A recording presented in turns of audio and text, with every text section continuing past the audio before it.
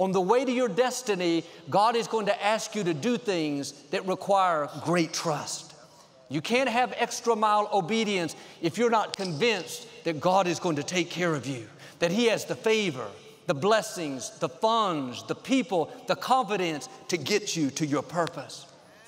The last Sunday that we were in our former location, right before we came to the Compact Center, I was driving home after the services that afternoon.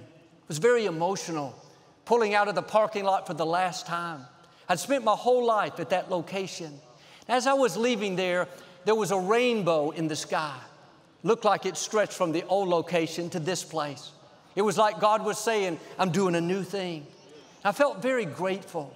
About that time, I passed the Spanish church that my father and the first congregation helped build some 30 years earlier.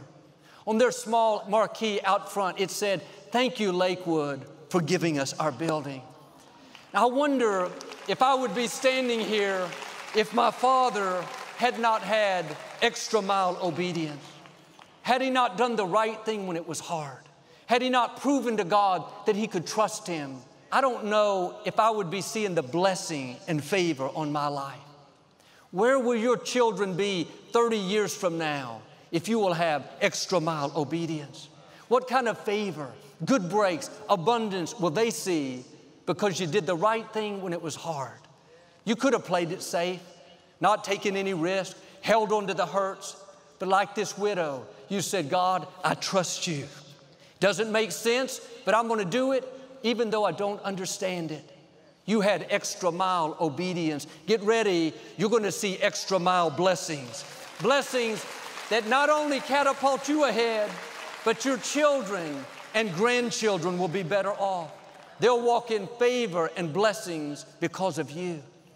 Anytime God asks you to do something hard, that's a sign that something big is in your future. The widow went from getting by each day, having just enough to survive, to having abundance, provision that never ran out. My father went from believing for one sanctuary, hoping to have the funds to pay for that 1,000-seat auditorium, to having the funds over the years to build multiple auditoriums, much bigger than he ever imagined. Don't put off the hard thing.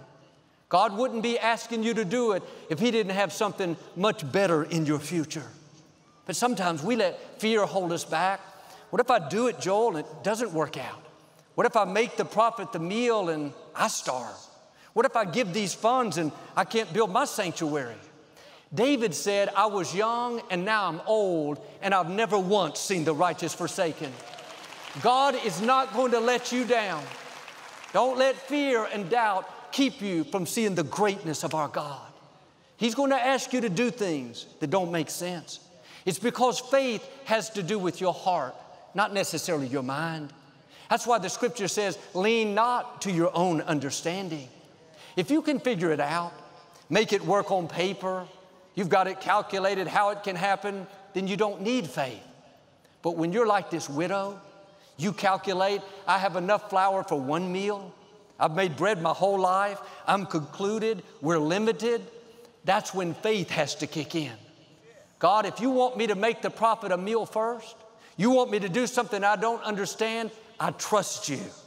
Doesn't make sense to me, but I realize I'm natural and you're supernatural. You control the universe. You spoke worlds into existence. You stopped the sun for Joshua. You gave Sarah a baby at 90 years old. You parted the sea for Moses. You opened prison doors for Paul. You brought water out of a rock for the Israelites. I recognize you're Jehovah Jireh. Relationship with God.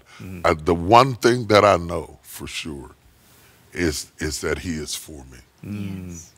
I have always known that He is for me. Yeah. That helped me when others were against me. I knew that God wasn't on the fence about me, that He loved me. He may have to chastise me. He may have to correct me. He's not always loved everything I did. But so far as loving me, you have to be sure that He loves you. Number two, agree with Him about that love. Wow. If you disagree with Him and take your opinion out of it and just say, Lord, I don't see what in the world you see in me. I don't understand it. I can't relate to it. But I, by faith, agree with you in loving me. so that there is no discord between me and my Creator, that I am valuable. And that casts out fear. That casts out fear of people, of your own failures, of your own insecurities, of your own incompetence. Everything they said I couldn't do, I ended up doing it because I agreed with God. I could have agreed with the teacher who said I'd never be a great writer.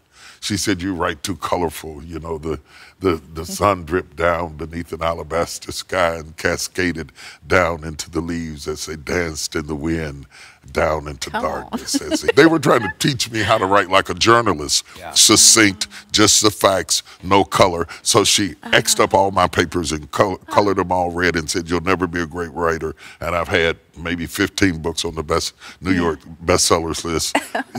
You cannot agree with the adversary. You have to agree with what God says about you. Yes. And if God says that about you, agree with him. If you know things about yourself that make you feel unlovable, if you've made mistakes and you're still in shame and guilt, just agree with God about you, that he thought enough of you to send his son to die on the cross and traded him for you.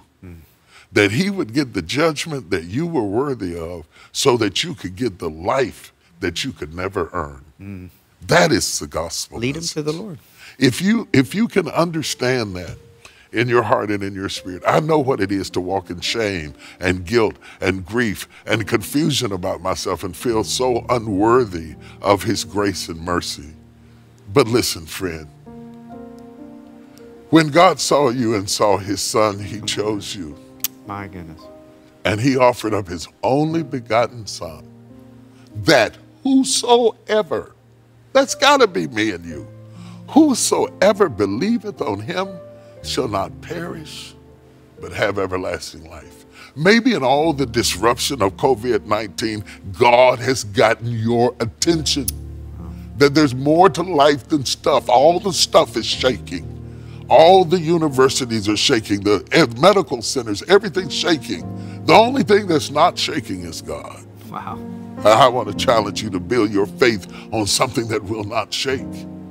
And if I could, in this moment, just pray with you that you could be stabilized. I know your life is shaky. I know you don't know how you're going to pay next month's rent, but let's stabilize you, and then we can stabilize